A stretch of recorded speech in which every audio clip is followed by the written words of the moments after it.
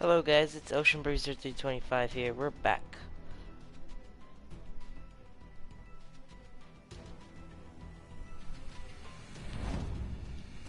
We're back here on the Bismarck and pretty much everything grind here.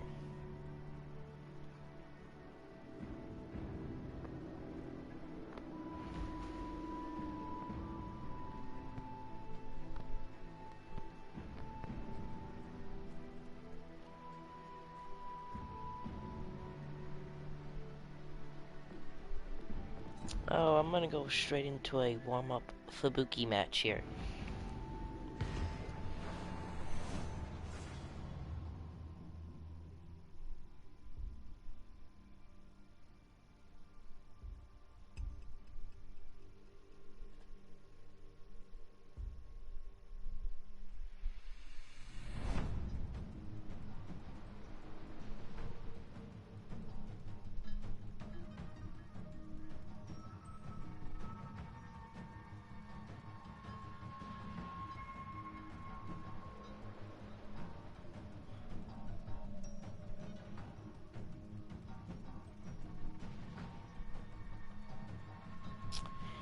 Trap domination? I do not. I mean, if you guys made it into this match, I'd be pretty impressed. Anybody that I know that's just randomly in this match, just looking through? No, not really.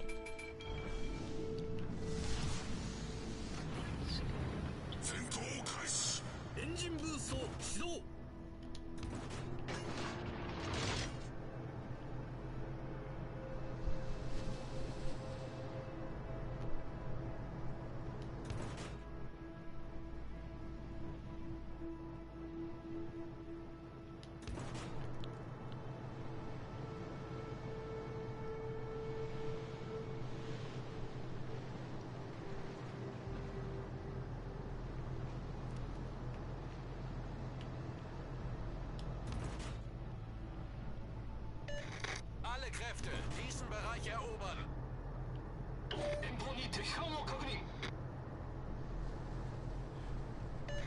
Teammate, I need your support. I apologize I'm being a bit quiet here, guys. Kind of concentrated here, and we haven't really started the count-ins, so once we start count-ins and stuff, for sure I'll talk a bit more and stuff. But here I'm just kind of chilling here. Going to go capture A. That's kind of why I activated my speed boost. I want to go cap A right off the bat. I need that Miyoku dead though. Miyoko can really hurt, and there's a DD already in this cap, and I do not want to get into a gunfight. I can actually reach the outer and inner edges of this cap, so I'm gonna go ahead and dump torps here. See if I catch any DD off guard here.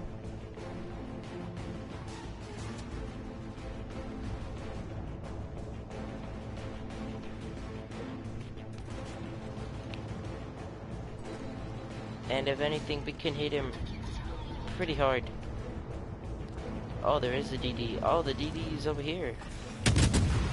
It's the Jarvis. And we got the first cells off technically on this Jarvis, so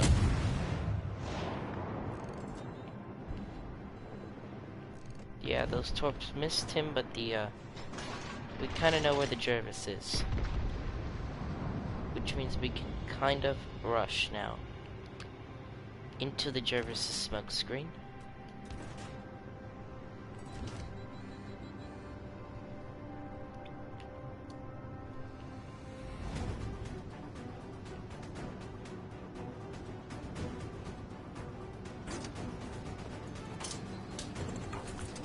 If the Jarvis was smart, he'd activate his sonar already.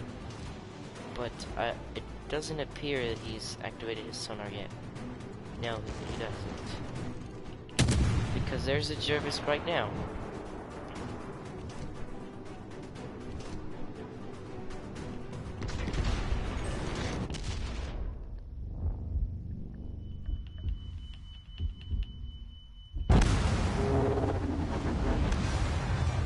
Oh my god, that Jervis took 4 torpedoes?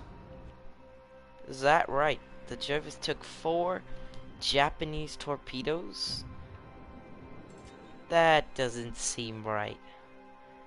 No, he took 11,000 damage. That's 1 torpedo. So we traded a destroyer for a destroyer. That's probably not what we would have liked to done. But we didn't save the cap either, so we kind of failed. That was a complete failure on my part there.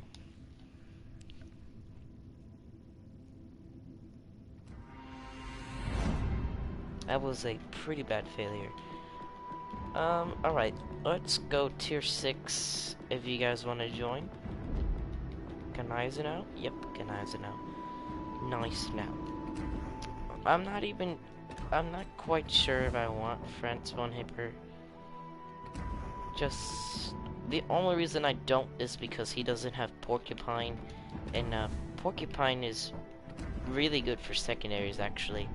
It increases range by 6%, and that I guess that kind of hurts me, and you kind of missed that on the Ganice now if you don't have that. Now I could always change my inspiration to Cunningham. That might be a help, or something else. Charles Madden maybe. Main battery traverse speed and reload time might help with the brawling skills, since you're not even that far range. I guess the Cunningham would be kind of useless. So yeah, let's switch to the Charles Madden. Hey JP, what's up? Thanks for joining. I didn't realize T-Bull was playing right now, so wish I didn't intro on him, but kind of don't have a lot of time on my hands. But I do for tomorrow. 12-hour stream starting at 6 a.m. Pacific time, because I live here in California, and ending at 6 p.m. Pacific time for the new update. I am pretty excited. Anyway, let's go ahead and do tier 6 if you guys want. Oh my god, whoa, my stream is like, wow, that's a little weird. Okay, hold on. I think I'm back in chat. Yeah, I'm back in chat. I accidentally I broke my stream. I don't know what I did to it. Okay. Tier 6.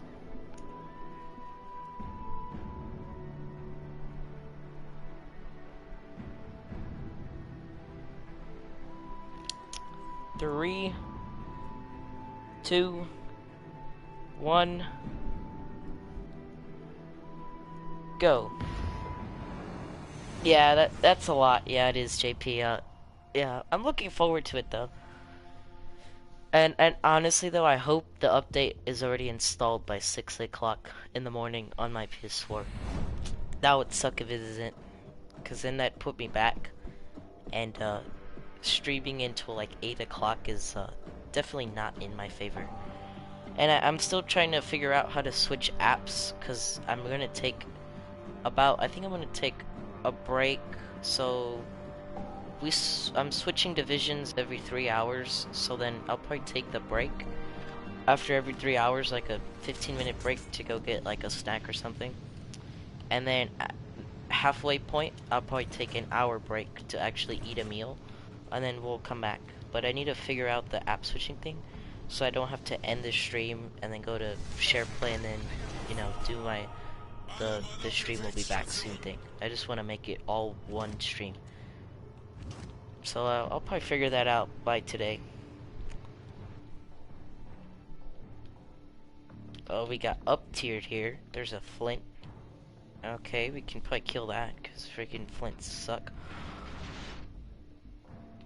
Honestly, not that bad matchmaking. Minsk and Benham don't really have that long range torpedoes, so not bad. I'll take that.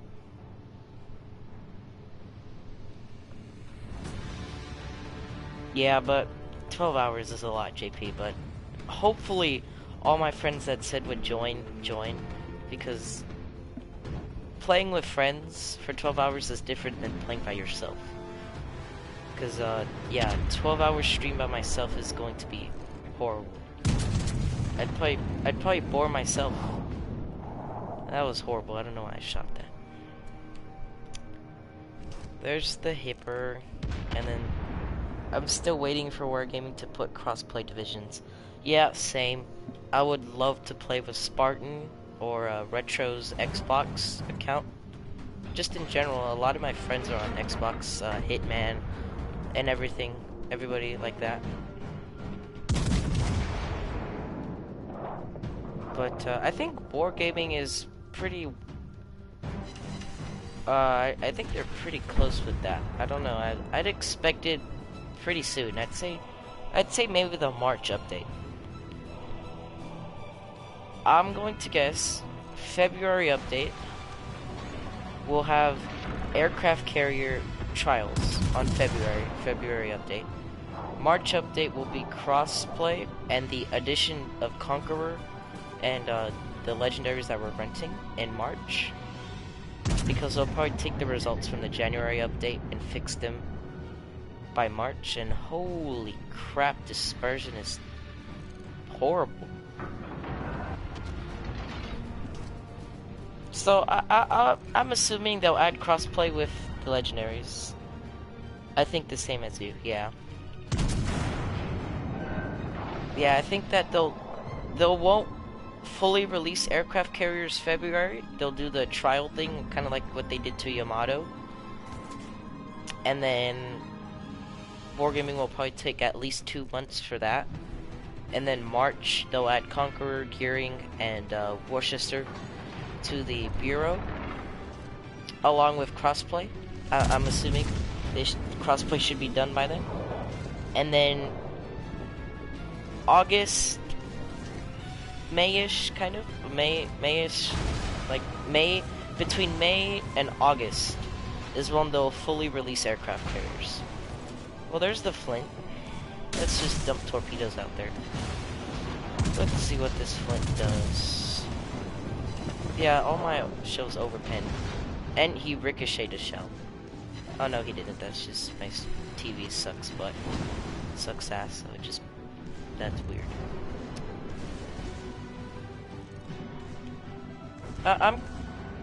Which Bureau ship will you start with? Oh, Conqueror. 100% Conqueror, mate. I used to be a huge fan of PC.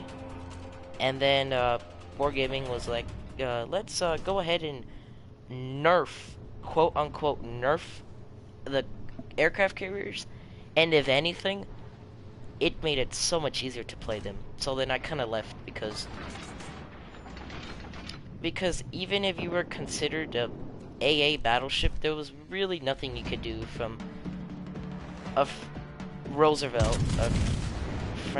Franklin Delano Roosevelt aircraft carrier in the game, from literally just bomb rushing you. But I am a huge fan of Conqueror and Thunderer, the only premium ship I have.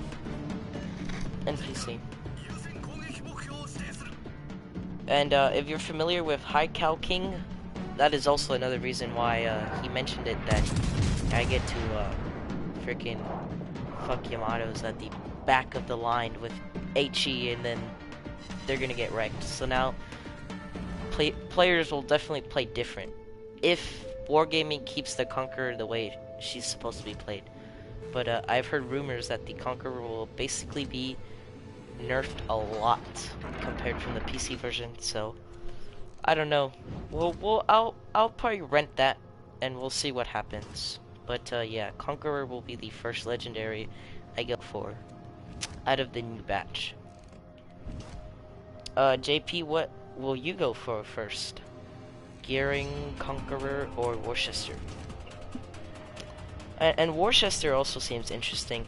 That might be a decent ship, because if you know how to play like the Cleveland and Dallas and all those ships, you could probably wreck the Shimakaze and the Khabarovsk. You could probably be a lot of help, especially when Shimakaze and Khabarovsk become more common. I think Conqueror, yeah, makes sense. But I don't know. I'm pretty happy with the update this month. I'm not sure how many people are gonna go straight for Lenin. I'm definitely not gonna be one of those people. I just don't have. I don't put enough money into this game to buy that many Santa crates. You like British battleships? British battleships are the only, the British entire, like, tech tree is the only one that I have a tier 7 unlocked with. My next one will probably be Bismarck. That's why I'm playing with the Ganais now. But, I have Vanguard. And, I tried Ghazi slash Spartans build. I said Ghazi slash Spartans build because, I think Ghazi's more in love with that build than Spartan is. But, I just find the Vanguard, since I don't have the hull upgrade, I just can't get close enough to shoot at anything. So I have the Cunningham sniper build, and I have been having a lot of fun with that ship, let me tell you. 2 Krakens within 3 days on my sniper build, compared to, like, struggling to survive with the brawler build. Obviously, I might go back to the brawler build when I get the hull upgrade to see if there's really a difference, but in my opinion, the Cunningham build is much better. Yeah, same JP, like, you'd have to buy a lot of Santa crates. I calculated in order to rent, well, 6 Santa crates equals 1,500 coin, or 1,500 icebreaker coins. And if you play, like, if you get the entire Massachusetts campaign, sorry, my tongue kind of tied up. It's like a tongue twister. Massachusetts, if you finish the Massachusetts campaign, and then you get, and then you do, like, the missions after that to get icebreaker coins, Wargaming said 17,000 icebreaker coins.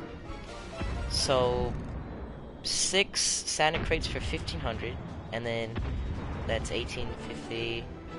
20,000. That's like, depending how much Santa crates are, that's already like your minimum. You're gonna buy like 50 Santa crates. I will buy that campaign. It's juicy. Yeah, that I'm honestly I'm definitely not gonna buy it outright. There is no way I can afford 33,000 doubloons. Well, I can afford it. I just don't have the. I don't feel like doing that. I think of anything, I'll just buy the minimum to, like, the 2,500 doubloons. Since I'm on vacation, I can just grind out for 3 weeks and see what happens. Cause yes, that campaign is juicy. I'm looking forward to Massachusetts. I think Massachusetts is going to be a Bismarck on steroids. Massachusetts is what the Bismarck wants to be. That's literally what the Massachusetts is gonna be. So that might change tier 7 over there. You might see a lot of brawlers now. So that would actually kind of make my Vanguard sniper build more efficient, because if everybody else is a brawler, they'll be pushing towards you, and you can hit them before they can hit you. That's kind of why nobody that's why nobody really runs brawler builds, because, like, it's just so hard to push in this game, because half the time you have your German players, not the German battleship players who run brawler builds, and then you have, like, your Americans, your British, and French who run full accuracy builds, and then it kind of becomes pointless to run a brawler build, because you're gonna get touched by a Vanguard at 17.5 kilometers or Iowa at 20 kilometers, and you can't even shoot back until you're like 15 kilometers. So by then half your HP's gone. Yeah, the Massachusetts will have very strong American armor piercing. I think Wargaming did themselves pretty good here on this update. You know, maybe I might buy myself 1 Santa crate, and you know, we'll be crossing my fingers, and also I'll cross my fingers for you, or for anybody who opens a Santa crate, to get 100,000 doubloons. Imagine getting 100,000 doubloons. Bro, I could probably buy out the whole premium shop and still have like 50,000 doubloons left over. Yeah, the only premium ship I have is the Hood. And another reason for that is that my friend, he buys all the premium ships. So then what I do is I just do like a share play with him. And then I kind of test out what premiums are like really good, like what's on my next list and stuff. The first one that I wanted was Hood. And I personally like her speed, and her guns are gorgeous, especially for shooting at cruisers. This thing is amazing at hunting down cruisers, which is especially good in ranked. So that's why I kind of picked the Hood, because I'm a decent ranked player. I like ranked more than standard, because I feel like people who play ranked are less potatoes. But then Wargaming was like, nah, we're gonna do tier 4 ranked. I'm like, holy crap, this entire team is like potatoes. Yeah, this is like my GK. I've been stuck here forever because I don't play the Germans enough, and I don't have the Nelson, so I'm just like, I'm stuck here with nothing. Yeah, the Hood is one of the nightmares of cruisers. Yep, and the Leon too. Leon and Hood, their guns aren't the biggest, but since they're not that big, they just detonate inside cruisers.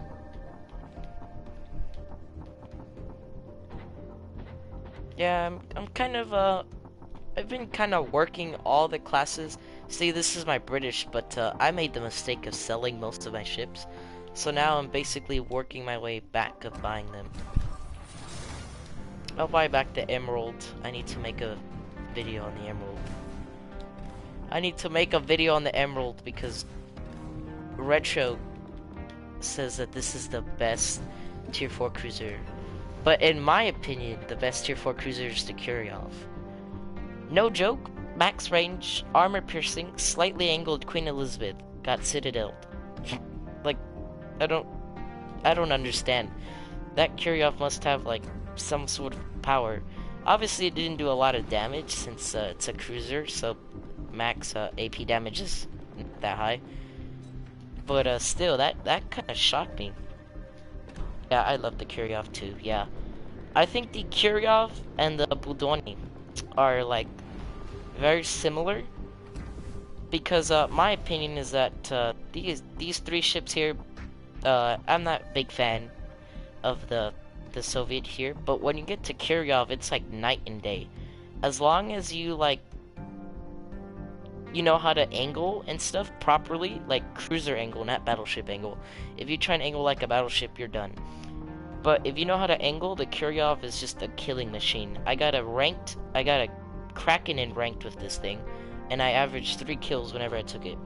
At max range, you are getting plunging fire, so penning BBs gets easier. Oh, thanks, Mechhead. That makes sense. But I personally think the Kuryov and Budoni are like the most...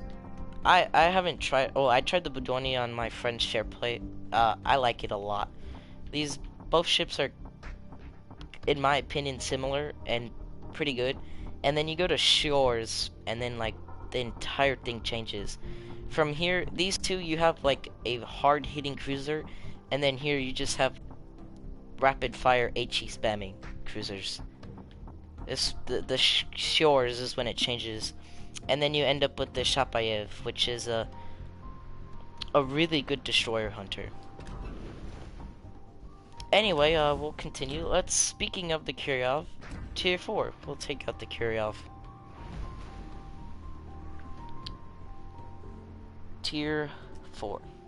Oh my god, why doesn't it have caps on? That's so weird. Hey, we're working our way up to 50 subs. We got 38 here. Thank you guys for the subs.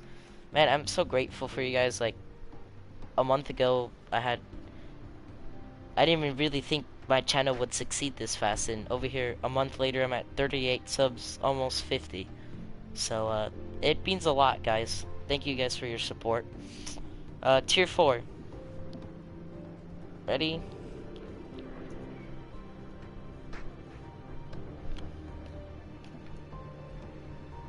3, 2, 1, go.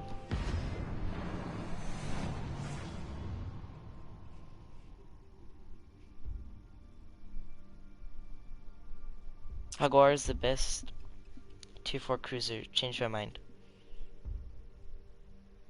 Jaguar? That's a destroyer.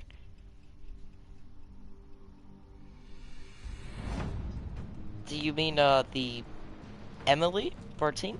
The French? Right now I'm trying to get money to buy Richelieu. I'm missing $1 million.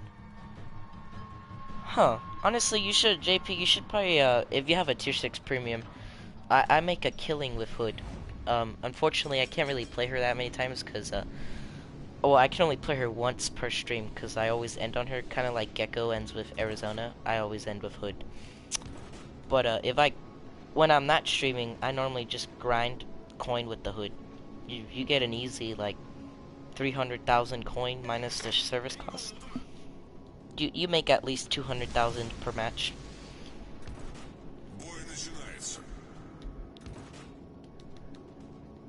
I think the Jaguar is a decent gunboat. I mean, get in a gunfight with a Jaguar and see if she don't hit like a cruiser.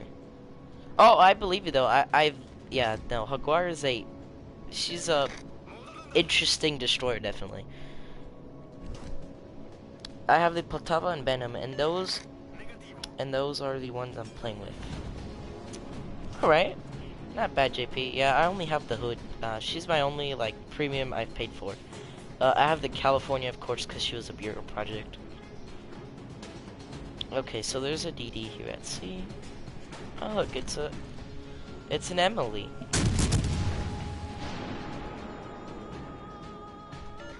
Attenzione, segnalo la posizione del bersaglio.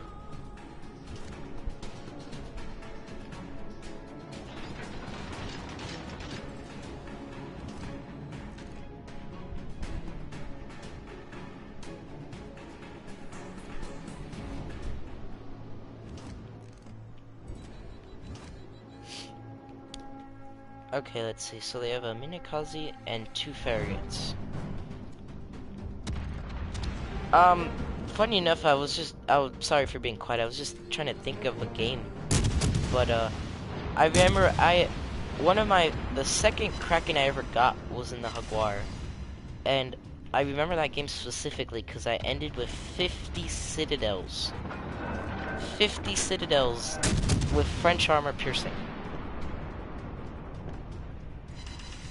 And this Phoenix is this Phoenix is not long for this world here. He is just going to get absolutely deleted and touched by me. Yep. Bye bye, Phoenix. This is showing you how hard hitting these guns are of Curio. Bye bye, Phoenix. That is. Oh, I torps, huh? That's actually gonna kill me. Well, that's nice. Lack of awareness. Oh, we might actually lose him in a Kazi here. Nah, he's in a dodge. Lack of awareness, but I did show the Phoenix exactly what I'm made of.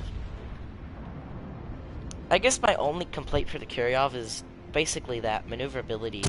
She just doesn't turn well. I really enjoyed Konigsberg and Nuremberg. I think what I really like about the Nuremberg and Konigsberg is their torpedoes are sneaky. Kind of like the Flint torpedoes, where like 9.2 kilometer, 58 like slow torpedoes, you just throw them out there. Yeah, the torpedoes are sneaky because they're basically like a destroyer on like at a higher level. This is what the Nuremberg and Konigsberg are, because they have like long range torpedoes and they have amazing artillery. But I prefer the British cruisers. Well, the high tier British cruisers. Definitely not the low tier. that's why I disagreed with Retro when he said the Emerald is the best tier 4 cruiser. I just can't see that. I really can't. I just think the Emerald is too fragile. And they punish cruisers with their AP. Yes, that is why I'm really mad at myself for selling the Fiji, because she is, in my opinion, the best tier 6 cruiser in the game. In my opinion, slightly ahead of Belfast. Uh, I know I'm talking about all of these ships that I don't have. It's because, again, I will go back to my friend who has all of those ships, and I just share play with him and just try out all the ships to see what ships I like. So when I mention things like the Flint and all that, when I don't have it, it's because of that reason. But yes, the Fiji is a gem. She is a great tier 6 cruiser.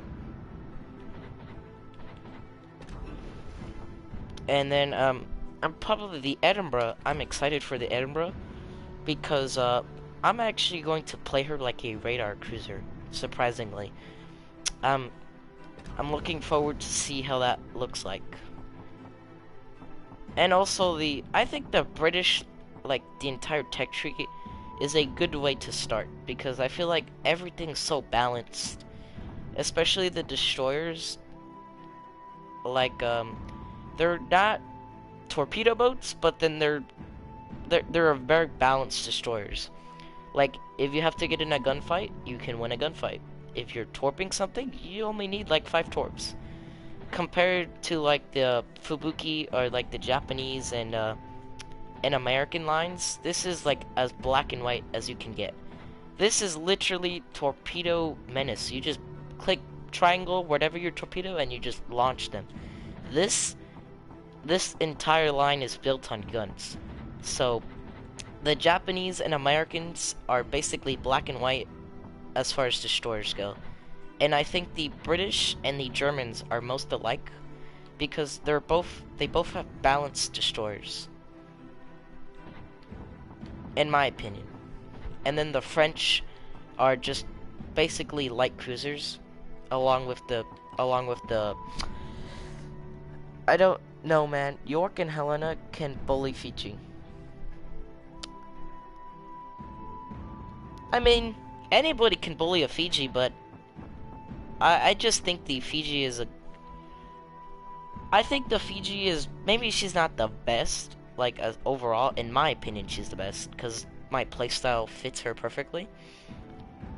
But, I can see the York, because the York has pretty good guns, and she has the German AP and HE. So, it just depends what the captain is, because, most people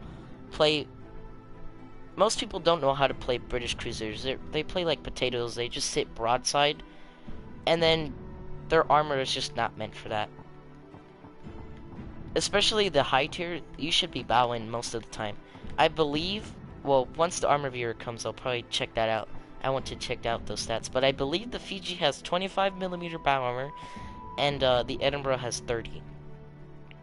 I think we can confirm Edinburgh has 30. I think we can. I'm not sure, but I'm pretty confident that the Fiji has 25mm bow armor. But once the armor viewer comes on Monday, that will be something I'm gonna check out. But yeah, that was just a quick overview of like my opinions on each like tech tree. Well, I mean, I guess the reason, I don't know. I would go for like the Soviets, but I'm just not a gunboat type guy. I'm more of a balanced guy or torpedoes. That's why I went for Japan and the UK, and then I'm still able to hold my own in a gunboat. I just don't really care for it. I really do like the British country as far as like tech tree goes. Like they're just overall balanced ships. I think my only complaint would be the King George. She took quite a little while for me to get used to, because her guns are just, I don't know, they're not that good. American gunboats are greater than Soviet gunboats.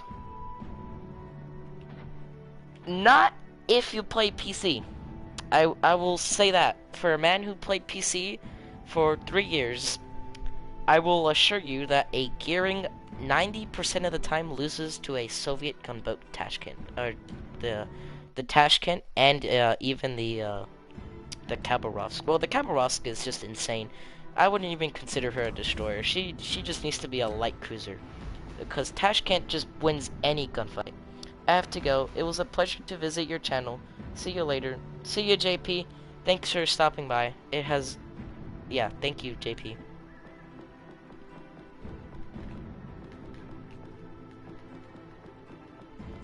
Much more versatile. The Americans? I'd say that they are, though. Yeah, the Soviets are just too gun-based, in my opinion. I think that their torpedoes are worse than Americans, as far as range goes. Especially when you get to Tashkent. I think Tashkent torps reach out to 8 kilometers. And then you have the Fletcher, which is like 9.2 kilometer torps. Yep, 90.2. Yeah. So I think low tiers, it's a pretty even match. I'd probably slightly favor the Americans. And then when you get to Fletcher and Tashkent, it's pretty much the Americans all the way. The reload is just slightly faster, and the torps are more usable than the Soviets.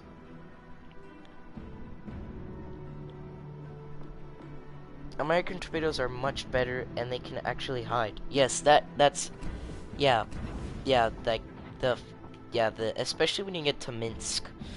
Man, oh man, your concealment is horrible. 7.5 detectability. Not something you'd like to see in a destroyer. Tashkent is 7.6. Again, I think a better way to describe the USSR, the Soviet destroyers, is a light cruiser. That is like the best way to describe them. I guess you could, it's basically like a Kiryov. It's like the mini Kiryov is what the Tashkent is. My Genenvy is over 7 kilometers right now. With torp range? Or like, what do you mean? With concealment? Yeah, detectability by range 7. What are the torpedoes? Like 4 kilometers. Although I will say that the torp speed is really nice on these ships. But that means nothing. Oh, concealment. Yeah, 7 kilometers. That is horrible. Especially if you get spotted by a Japanese DD. I don't even have a full concealment build. 5.5. So that means that a Fubuki can outspot you by 1.5 kilometers. And most likely to destroy at least my team. I find that's the one thing I love about my teams. Is that no matter how potato my destroyers are, or my battleships, my cruisers are amazing. Like, it's like they know what their job is whenever I play. But my BBs and destroyers, on the other hand, yeah, they don't know what they're doing.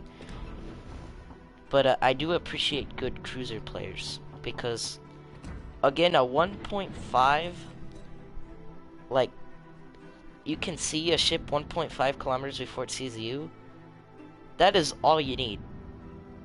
Basically, if you have good cruiser players, or you have a division with a Dallas, or any of the USN light cruisers, that destroyer ain't gonna live.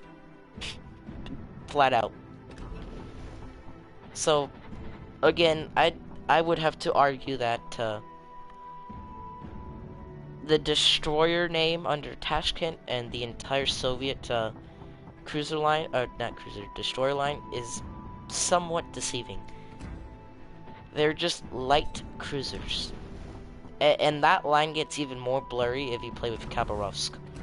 Because Khabarovsk is essentially a light cruiser. I think it is. It should be classified as a light cruiser, because I just don't think it fits the role of a destroyer. Anyway, with that out the way, let's take out the Nuremberg. Because, you know, Smeg had mentioned Nuremberg. And also, I kind of need York for the project, so I need to play more York, or Nuremberg, sorry. I'll probably play that shit more tomorrow. 12 hours. 12 hours. God help me, why did I sign up for this? Nah, I'm actually looking forward to that. Anyway, Tier 5. And I feel like I always talk too much. Smeghead, do I talk too much?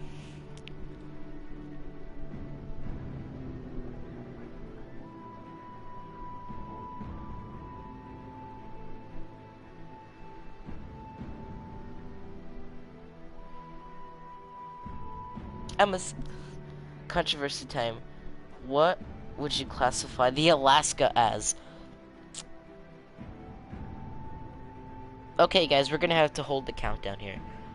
Actually, now let's continue with the countdown, and I'll answer that while playing. Ready? Tier 5, guys. Tier 5. I will answer that question, Smeghead, during my game. 3, 2, 1, go.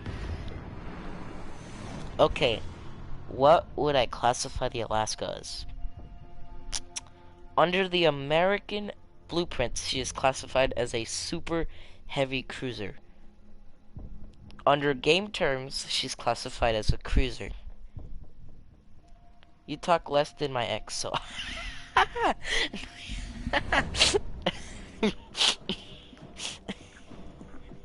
Oh man, that's funny. That's pretty funny. Is that why she's your ex? May I ask? She talked too much, so that's why she's my ex now. Alright, California, Queen, Byron, New York, Puerto, Leander, Nuremberg, Bodoni, and a Fubuki. Okay, so let's get down to business. So the Alaska under the American blueprints was classified as a super heavy cruiser. Under game terms, she is classified as a cruiser. Mikasa is actually a battleship. I know, but isn't it classified as a cruiser in game? I know that she should be a battleship, but I think she's classified under cruiser in this game, if I'm not mistaken.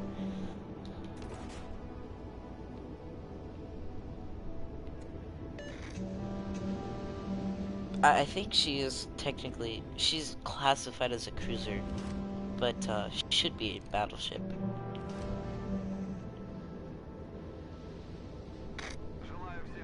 Reminds me, Mikasa section. Oh, okay, never mind. I get why you said that. Okay. So, if you were classify games are wrong about stuff all the time. Yeah, I know. It's almost laughable how many times games are wrong. Yet wargaming's like historically accurate shit. I'm like, yeah, sure, historically accurate. That's what historically accurate is, guys. Yeah, because Mikasa is a cruiser in-game, but I had a feeling she should be classified as a battleship as well. So, if you classify Mikasa under a battleship, wouldn't that mean you classify Alaska under battleship? By like a long shot, because I think Alaska has way bigger guns. So then by that logic, would you classify Azuma as a battleship? Oh boy, that is... Wow, you just opened up a whole can of worms by asking that question and pointing out that Mikasa is actually a battleship. Right? Because if you're going by that logic, if you're basing Mikasa as the minimum requirement to be a battleship, Alaska would be a battleship. And wouldn't Azuma be a battleship? Because Azuma has bigger guns than the Alaska, so if we classify the Alaska as a battleship, then you have to classify the Azuma as a battleship.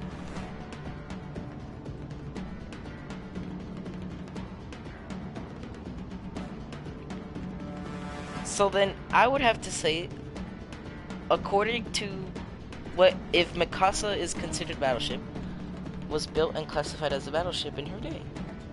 Right, so then, I'd have to go with that the Alaska is a battleship along with Azuma. that they should be both classified as battleships. Okay, I'm gonna launch one toward there. I'm gonna activate my sun out here. Oh god, this Leander and I did not trade well. That was an absolute mistake there on my part. And he's gonna whack me again. Okay, ready? I think he knows I didn't launch one set of torps there. Okay, let's launch that set. Okay, we traded right there. But technology advanced since then. Okay, I'm gonna go back to port. I'm gonna how big were Mikasa's guns? I don't know if she's in the store or anything. I wanna check. Store. Ships. I don't think she's in the store because she's a tier 2 ship, so she's probably in promos. Mikasa is pre-Dreadnought. Okay. So if you go to Bureau, so the Alaska. Okay, let's hold on. Let me activate it and let me read off. I'm just gonna activate it and read the site. So, or sorry, project info. No, that's not what I wanted. 12-inch. Okay, so USS Alaska CB-1 was the lead ship of Alaska class of large cruisers, which served with the United States Navy during the later stages of World War II. Or the latter stages, I was right. So she's classified as a large cruiser. Okay. And we know her guns are, I believe, 306 caliber guns? Right? Correct me if I'm wrong, I think 306. Yeah, 306, right? 306 or 283? I don't think it's 283. I'd be tripping. I think it is 283. I really don't know exactly what that is. So Mikasa's guns are 12-inch. Scharnhorst is classified as a battle cruiser. She has 283mm guns. But she has the whole number for a battle cruiser, CB-1. Right, Scharnhorst is also a battle cruiser. So, but technically large cruiser, doesn't that also fall like kind of underneath battle cruiser? Because like what Wargaming gave us. Again, this is what Wargaming led us to believe. So USS Alaska parentheses CB-1 was the lead ship of the Alaska class of large cruisers. Hood was a battle cruiser too, yes. I know that. Which is kind of odd though, because she has 381mm guns, and so does the Queen Elizabeth, and she's a battleship. Is it because the Hood is just too fast to be designated a battleship? That doesn't make any sense, right? Technically, the Gneisenau is also a battle cruiser, but the Bismarck was a battleship. Holy moly, one question, and now we're just talking about Mikasa's guns and everything. Wow, one simple question, and now we've just opened up like the entire world. So, according to Wargaming's, I guess, somewhat description of the ship, it's a large cruiser. But I'd have to go with battle cruiser. I think the Alaska is a battle cruiser. And I think the Azuma is also a battle cruiser.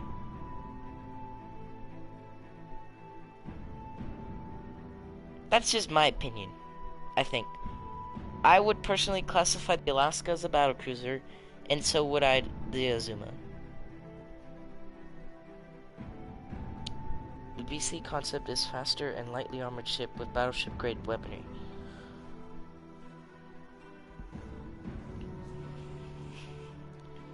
So then by that logic, the Alaska's a battle cruiser. It even says right there CB-1. Cruiser Battle -1. It's literally, wow, it's a battle cruiser. No, you know what? It's a mini battleship. It's a mini battleship. That's what I'm gonna classify it as. It's a mini battleship. Now, I'm gonna go ahead and firmly state my opinion. I think the Alaska is a battle cruiser. And I almost want to say the Giulio Cesare. I agree, Alaska and Azuma meet the definition for battle cruiser. Yep. And I'm also tempted to say the Giulio Cesare is also a battle cruiser.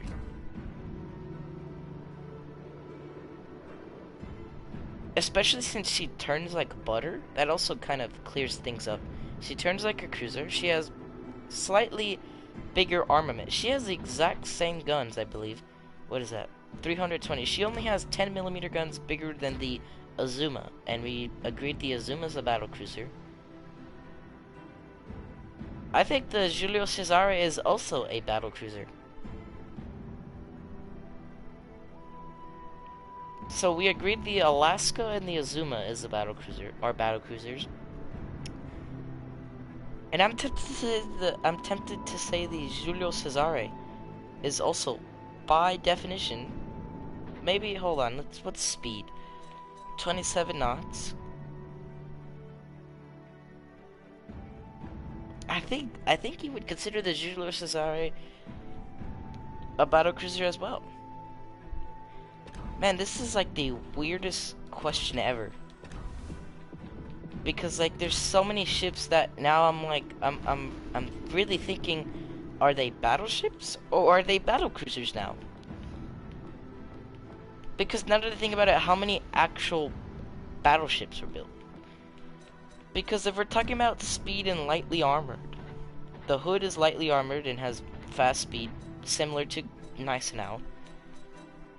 So the Hood and Gneisenau are battle cruisers, by definition. The Bismarck,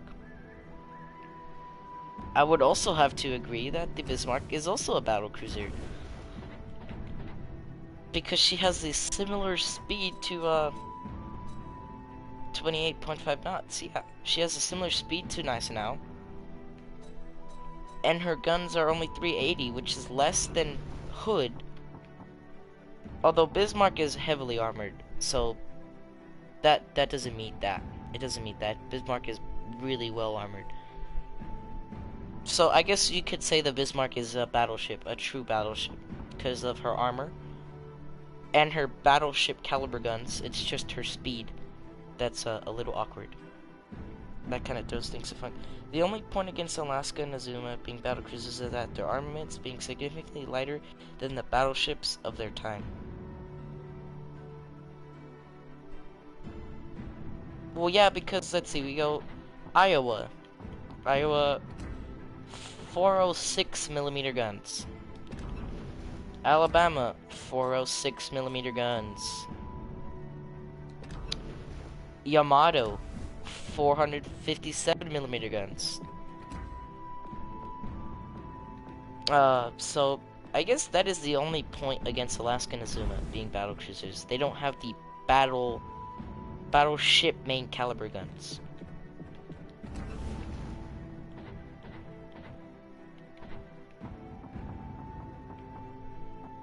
That is just okay. I really don't know how to classify those two ships there. Azuma, most BBs were rocking 16-inch guns at the time. Yep, Colorado was rocking 16-inch. Nagato, yeah, most of these were just rocking 16-inch guns here. Even some cruisers, technically, or not some cruisers, like cruisers also had some pretty big guns too. Yeah, so I guess the cruiser definition. So, okay, so now let me rethink this. What if we call the Azuma and Alaska both heavy cruisers? But isn't that based on armor? I guess the Azuma's armor is just as decent. It's just, as far as game terms, it's not good. But I think the Azuma's armor is okay. You know what, Smeghead? I will get back to you tomorrow. If you come back during my stream, I'm going to... Well, I don't know if I can view the ship, though. That's the only problem. Because I don't have the ships. I would totally view them in Armor Viewer. And then, like, pick apart the exact, like, armor scheme. But, yeah, you make a good point. 16-inch guns were, like, the thing in, World War II. So, by that definition, the Brits held their own. They held on to their 15s, but they were really good guns. Yeah, they were really good guns, yeah. But the Pacific War is what we're looking at specifically, like the Pacific side of the war. The Americans had Iowa, North Carolina. They had all their ships, all their battleships were classified with 16-inch guns.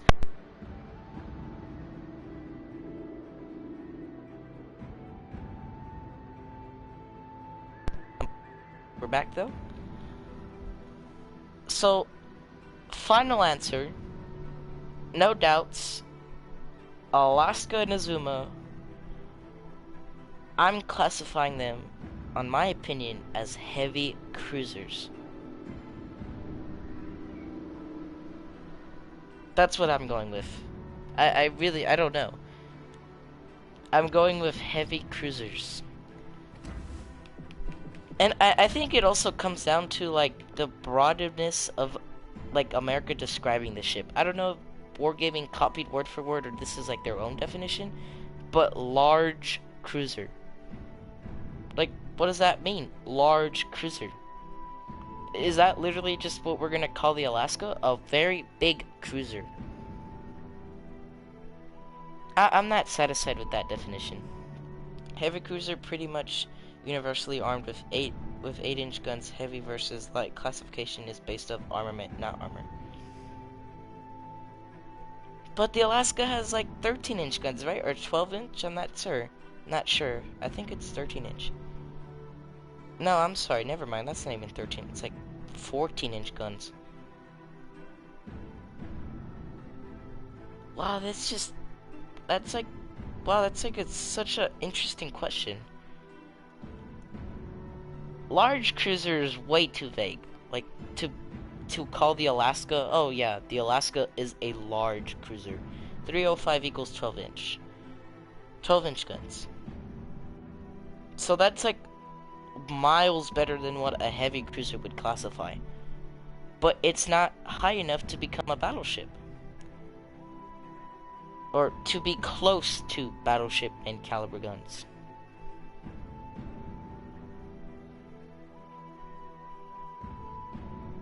I really don't know, man. This is making me think. I wasn't ready to think today. But, that's a really good question.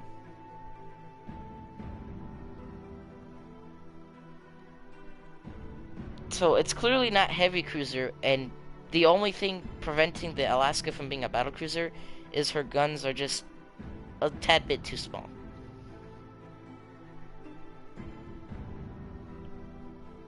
So then, super heavy cruiser. I think that's also how America describes it. I think when we open up the bureau, legendary birthday, let's go here. One of the main characteristics of the new ships was their high speed. Already during the early stages of designing process, the carrier task force was added to the list of the large cruisers. At the same time, the space for the propulsion was limited by blah blah blah blah blah blah blah blah. Oh man, you know what? I think the definition of super heavy cruiser is nice, because she doesn't have big enough caliber guns to be a battle cruiser. She has 2 big guns. Oh my god, it's so hard because the Alaska and Azuma are literally smack dab in the middle between a heavy cruiser and a battle cruiser. So then, I guess if you make it a super heavy cruiser, is there even such a thing? I want to say that's exactly how America described the Alaska anyway, as a super heavy cruiser project. Wargaming just probably got lazy and just put large cruisers, which literally doesn't help us at all. In fact, it probably puts in more plot holes of them putting super large or large cruiser.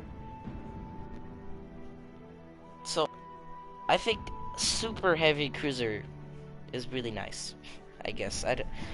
I don't know anymore. I don't know anymore, man. I don't know, Smeghead. You're making me think too hard here. Smeghead's like, yes, my goal is complete. Let's go to another stream and ask the same question and make streamers think. Although that was actually a really fun question. Thanks for asking. There was actually a video on this topic that I watched, and then the guy kind of made a joke. It's a mini battleship. I honestly like that definition. I mean, not really though. I like it as a joke. A mini battleship. I mean, that's technically what she is. She's a mini battleship, but that's obviously not what we're looking for. So, my final answer is a super heavy cruiser. Is what the Alaska and Azuma are. Since they're both similar, the Azuma has 5 extra millimeter spacing of barrels. 310 versus 305. So, final answer: the Azuma and the newer fast battleships in service with 16-inch guns fought alongside older standard battleships that were armed with 14-inch guns.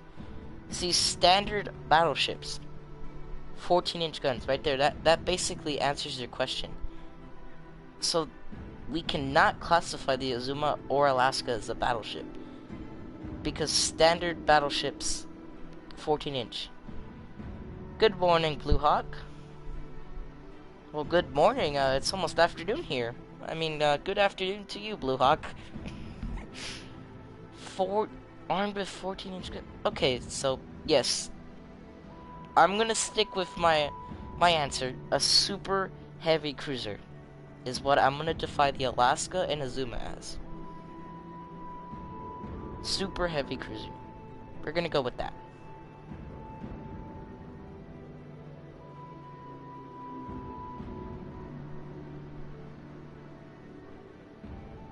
Dr. Bluehawk, if you're wondering what we're doing, Smeghead asked the question, how would you define the Alaska?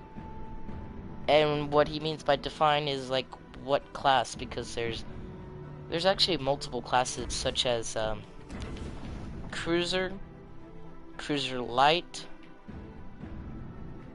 destroyer, heavy cruiser, battleship, battle cruiser as well. Battle cruiser, if I didn't say that.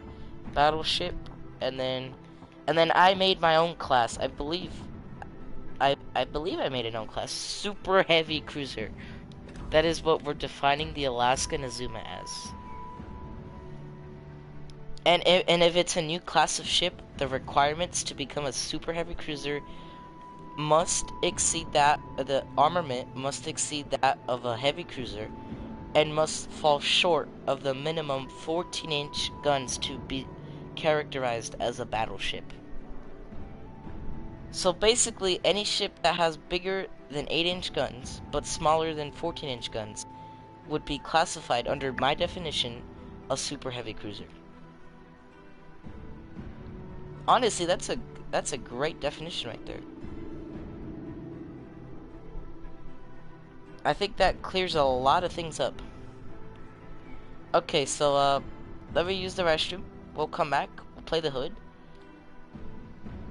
And then, I think that will be it for today's stream. Gonna go watch me some football, American football. Got some friends over, we're grilling today. So, yeah, let me just use the restroom and then we'll be back to play the hood here. Sexy hood.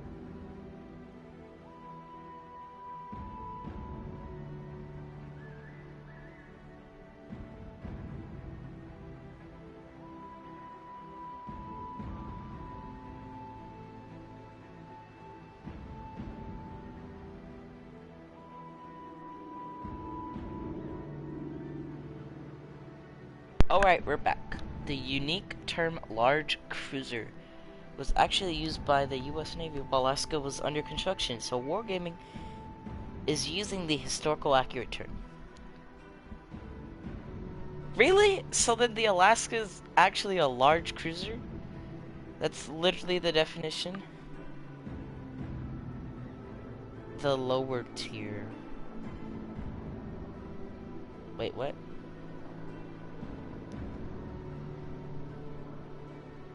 Oh, like the lower tier definition, is that what you mean? Like, oh, typo, gotcha. That's actually really lame. See, because, like, I don't know about you, but I personally like the super heavy cruiser definition. Especially, like, the characteristics, like, it must exceed the caliber, the main batteries must exceed the caliber of a heavy cruiser, but fall short of the standard battleship 14-inch classification.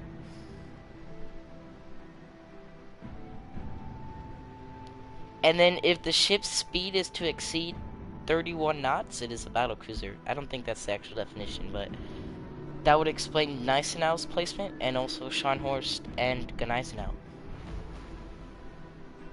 Because they technically, all three of the ships travel, in real life they travel up to 34 knots, which would make sense to classify them as battle cruisers, while Bismarck topped its speed at 30 knots, and it's considered a battleship.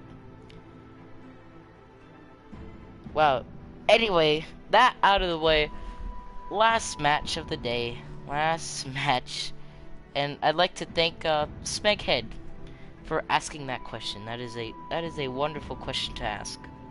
Last match, tier 6. Yeah, so anyway guys, thank you guys for stopping by. Just a quick little stream. Tomorrow will be a exciting day if you like sitting and watching a man play this game for 12 hours. And also his friends too. Hopefully his friends aren't drunk like yesterday. That was really weird. Anyway, tier 6, last match. Hopefully you guys get in. I hope you guys had a wonderful time. I sure did. Thanks to Smeghead for that question. That's a nice question there. Alright, tier 6. 3, a 2, a 1, go.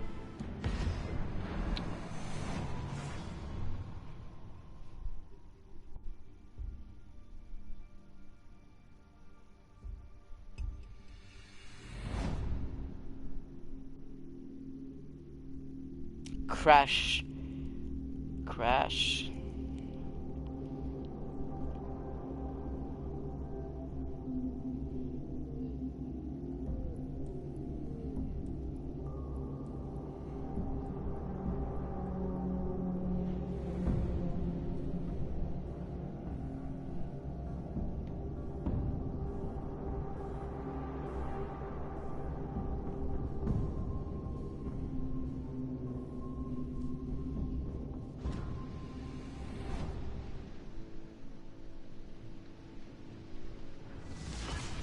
Oh shit, I guess I wasn't even paying attention.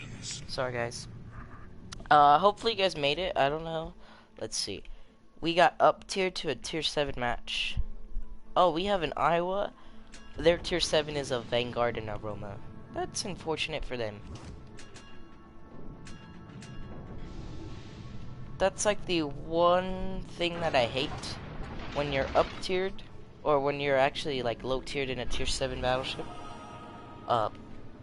I hate when the opposition is a Iowa, because I just feel mismatched, because I feel like the Iowa wins 9 out of 10 times against a Vanguard. Unless you're in a brawl, because Vanguard's reload is much quicker, and if you save your reload booster, Iowa is gonna get wrecked. And also, like, the Hood is a decent brawling battleship, not gonna lie. The lower tier BBs are referred as dreadnoughts because everyone was trying to match the Royal Navy's Revolutionary new design for a battleship. Check Orion, Wyoming, Isuzuchi. Can get all 12-inch guns. So then, well then that means the Alaska's a dreadnought. But then dreadnoughts were also classified with their slow speed, because that's something they all have in common. The Orion, the and the Wyoming all have relatively slow speed. But the Alaska has cruiser speed.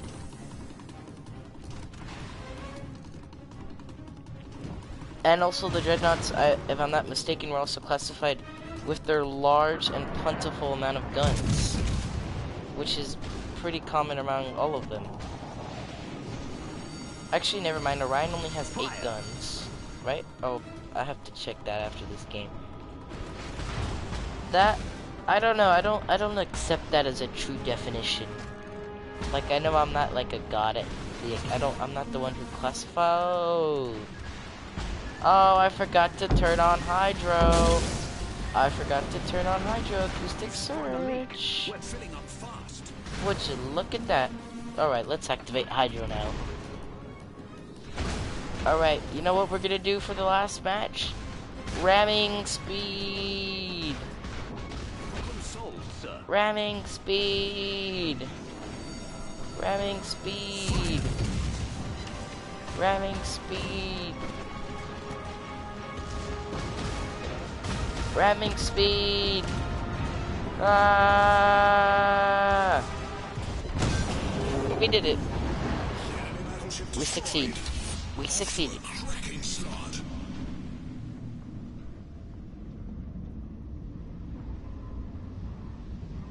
That's funny. Me and the Roma both got first blood. That's kind of funny. Roma got awarded first blood, and so did I, and we both got a kill. Okay, so about 30 years in between HMS Dreadnought and USS Alaska, though. Oh my god, it's like Smeghead wants me to, like, think for the rest of my life about this question. Holy crap. I would love to play the Vanguard on stream, but, you know, the Hood is always my last match, so I'd be going against that if I played the Vanguard. But, I'll play the Vanguard after this. And slowly buying back all those, tier 4 ships and stuff. And, yeah, hopefully we buy back Fiji for tomorrow. That is one thing. I'm not gonna stream a lot today. This was just a quick, but I'm gonna have to grind, like, any ship that's close to being, like, researchable. I need to grind and buy that ship back, especially for tomorrow's stream, because I'm gonna need, like, all my ships unlocked, or attempted to be. So we have a lot of coin to grind for, and we have a, oh my god, this entire, like, this entire British section is gonna cost, like, me, like, 18 plus 9, that's, like, it's gonna cost me, like, $30 million to buy back the rest of these ships here. That's gonna take a while. These two are easy, the Furitaka and stuff. As far as American-wise, 21,000 XP away from Colorado. Not bad, not bad. I do need some more tier 6 ships, though. That is something that I will need for tomorrow's stream. So I'm gonna have to buy either the Fiji, the King George back, or both back. Because tier 5, I actually have a decent amount of tier 5 ships plus cruisers that I can use. But I don't have a lot of tier 6 ships. Just the Ganais now, and the Hood. Literally, I think that's it. I literally think that's it, actually. Not even joking, not even capping. I think that's it. Nice now. I think I can, here, hold to filter here. Hold to filter this. 2 tier 6 ships. Oh god. That is not good at all. So, let's filter to tier 5 actually. Let's filter to tier 5 and we're gonna have to play the New Mexico a heck of a lot. Look, see, this is the amount of tier 5 ships we have. Decent amount of tier 5 ships. But the New Mexico, I'm gonna have to grind you out to the Colorado. Oh, that's actually price required. Oh, it's 31,000 XP away. Okay, let's run a booster here. Tier convert. Convert to 20 of those. Convert. Boom.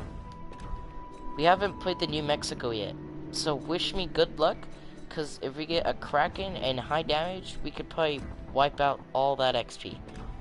And you know what? Let's throw on some extra global XP too, so yeah, we're gonna make this, and we'll throw off, actually no. Okay, so after, that's it for today's stream, guys, but wish me luck for, the New Mexico and tier 6 grinding in general. Anyway, guys, I hope you guys enjoyed. I had a lot of fun. Smeghead, thank you for this afternoon. It has been amazing. Thank you guys for all tuning in, and thank you for that one subscriber. I swear I have a subscriber notifications, because I would have shouted you out, but apparently I don't have subscriber notifications. I have to change that here. Oh, there we go. I just notify me channels.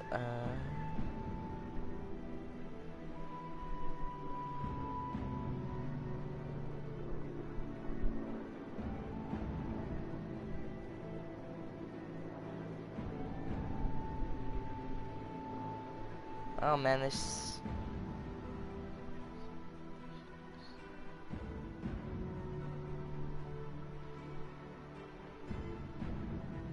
Yeah.